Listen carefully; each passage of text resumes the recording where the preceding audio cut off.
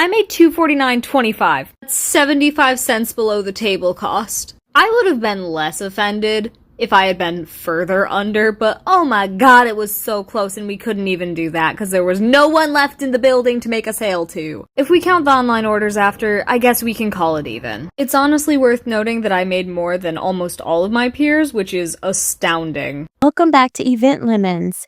Today we're going to take a look at what happens when a vendor market charges artists up to $1,500 for booth space, but they fail to bring in attendees as promised.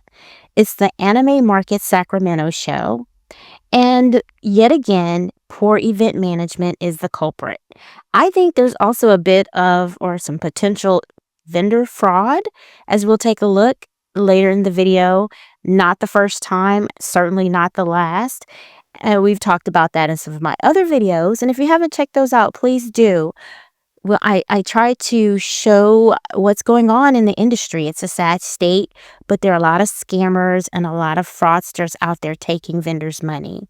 And it's really up to artists, crafters, resellers to do their due diligence and research these organizers before they commit thousands of dollars and get absolutely nothing in return. Thanks for tuning into the channel, and let's check this out.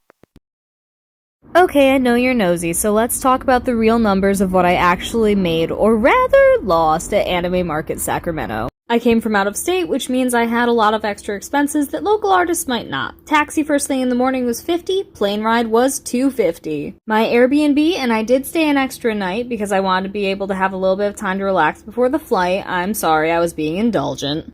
That was $200 even. Spent around $75 on lifts. My table fee was $250. If I've done my math correctly, that puts us at $825. Generally speaking, in a small convention, I make around $1,000. I made $249.25. That's 75 cents below the table cost. It's honestly worth noting that I made more than almost all of my peers, which is astounding. I guess about 10 people made table.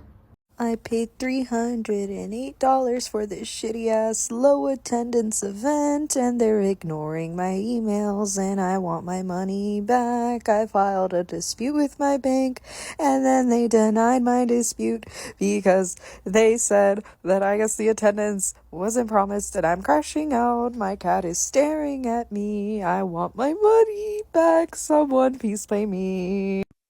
Yeah, someone is definitely crashing out, and rightfully so. They spent $308 on their booth and did not get anything in return. And now they're disputing it with the bank, and the organizers are refusing. I would be crashing out myself.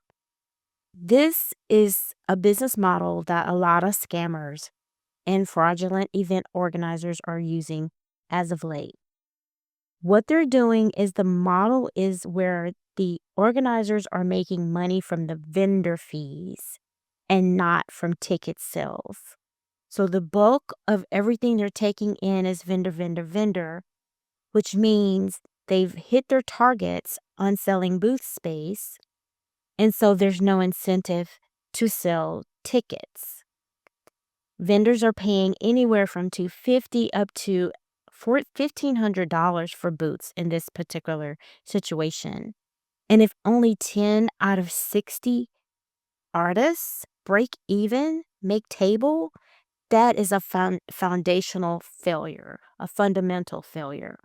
The organizers, they have their money, so they're out the door. And unfortunately, it leaves these artists, resellers, crafters holding the bag.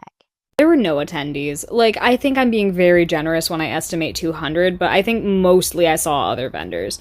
I would not be surprised if you told me that there were only 50 to 100 attendees the entire weekend. 60 artists having that few attendees, there is not enough money to go around. The next problem we had was there was no staff. Not at all. No one was there. Look at how it looks at the very front entrance. 5 minutes before the convention starts, no one's there. It was empty. I don't think almost anyone made their booth fee back. Day 3 of Anime Market Sacramento was not better. It was in fact a lot worse. There was almost no one in here at all. I never made table, and I don't think any of them did either.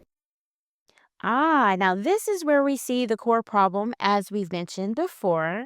Virtually no marketing to attendees, only to vendors. And I bet the only marketing to the attendees were probably also done by the vendors. I'm sure these vendors let their audiences and customers know that they were going to be at this event. So that's probably how the bulk of the people who came, all 100 of them, was probably through these vendors letting them know, because the show organizers obviously didn't put any time, attention, or budget towards letting people know about the event to get folks to come through the door. And when your entire event promotion focuses solely on vendors to pay the fees, but not in getting people, customers to actually come through the door, that's a broken business model, in my opinion.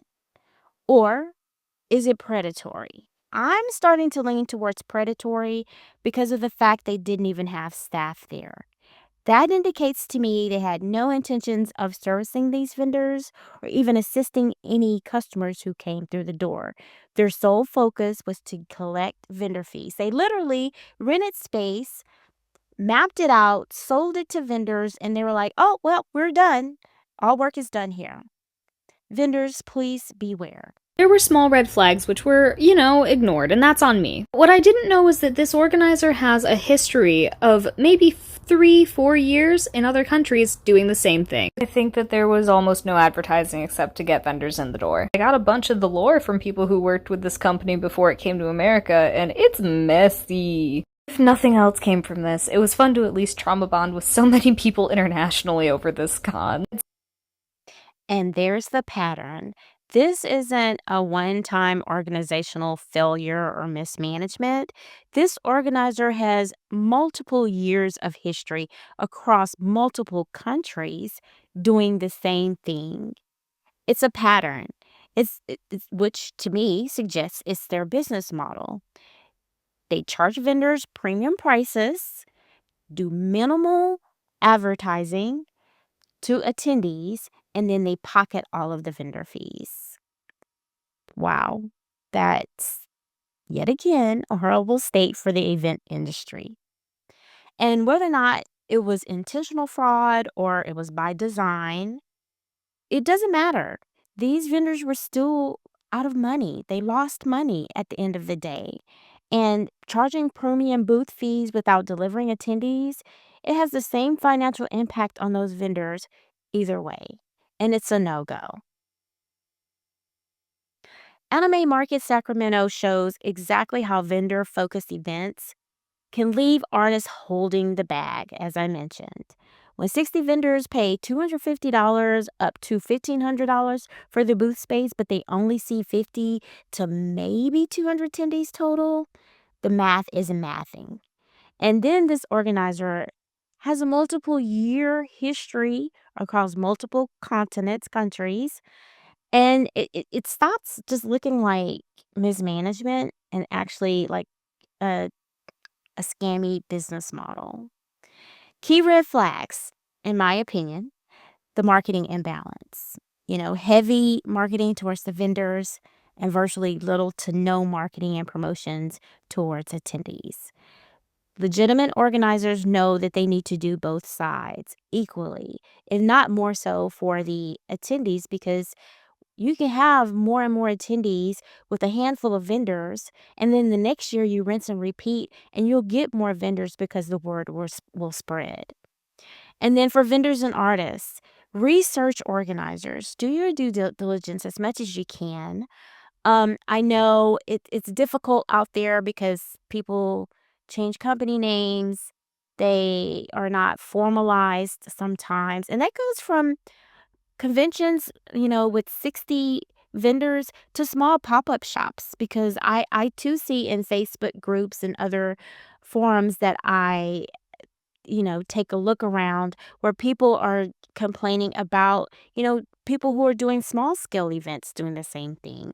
And this is exactly how we try and eliminate this from happening moving forward, is exactly why this channel happens, is to help eliminate or reduce the opportunity for these scammers to take advantage of vendors. And by speaking up when events don't deliver what they promise. Thank you guys so much for tuning in to this video. When events go sour, we're here to squeeze out the truth. And if you have experienced your own poorly marketed vendor event, be it a pop up shop, a conference, a festival, or anything else, I'd love to hear about it below in the comments. And if you enjoyed the video, I invite you to like, share, and subscribe. We're a newer channel and would love to have you join us. I appreciate your time, and until the next video, thanks for watching.